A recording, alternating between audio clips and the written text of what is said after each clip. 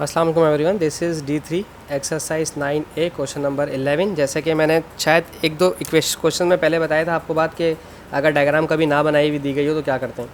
कहते हैं from the top of a cliff of 88 metre high. ठीक है, एक क्लिफ है आपके पास 88 मीटर हाई। ठीक है, कहते हैं द एंगल्स ऑफ डिप्रेशन मतलब ऊपर से नीचे की तरफ डिप्रेशन। अब डिप्रेशन हो या एलिवेशन हो, दोनों चीज़ों में हमारे पास आंसर सेम ही बनेगा। मैं बताता हूँ क्यों एलिवेशन और डिप्रेशन क्यों सेम होता है, अभी बता देता हूँ।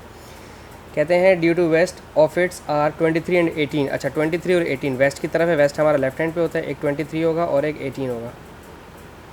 एक बात याद रखिएगा, जो 90 डिग्री के करीब होता है वो बड़ा वाला एंगल लिया जाता है। ठीक है, आपके पास दो एंगल हैं, एक आपके पास है 23 और एक है 18। तो 23 यहाँ पर आएगा, चूँकि 90 के करीब वाला बड़ा होता है और 90 से दूर वाला छोटा होता है।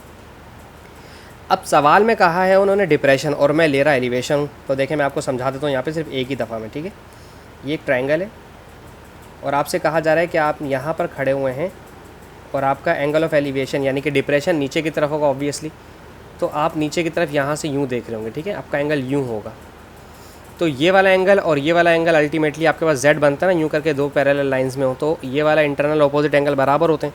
तो जो एंगल ऑफ डिप्रेशन होता है वही आपका एंगल ऑफ एलिवेशन भी लिया जाता है। ठीक है, इसलिए मैंने यहाँ पर डिप्रेशन वाले सवाल में क्वेश्चन को एलिवेशन के तौर पर ही लिया है। ठीक है, अच्छा अब पूछते हैं कि इन दोनों बोर्ड्स का डिस्टेंस कितना दूर है। एक बोर्ड यहाँ पर है, जब उसने देखा है टॉप पर क्लिफ के जो 88 मीटर ऊपर अबव है, तो उसका एंगल डिप्रेशन जो है या एलिवेशन जो है वो 23 बना।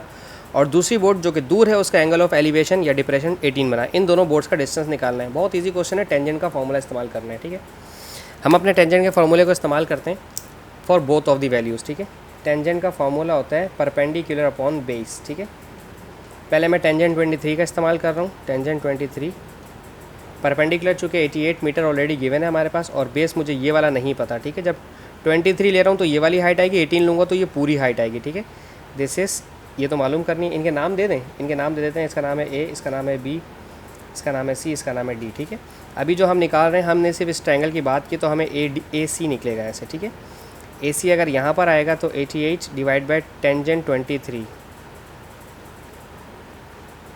ठीक है, 88 divide by tangent 23, so this is 207.32 हो जाएगा। 207 पॉइंट राउंड ऑफ करके 32 हो गया, ये आ गया ए सी।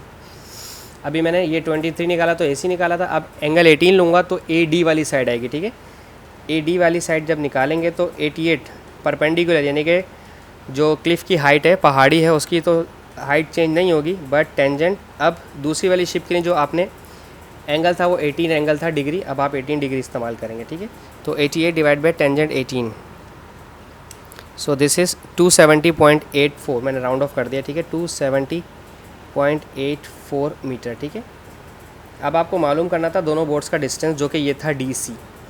इस पूरे AD में से AC माइनस कर दें। ठीक है, AD में से माइनस कर दें आप अपना AC। ठीक है, तो ये आपके पास DC बच जाएगा। ठीक है, AD आपका कितना है 270.84 और AC आपका यहाँ निकला है 207। ठीक है, 207.32 मैं इसे माइनस करवा रहा हूँ। 270 था, ये 270.84 है।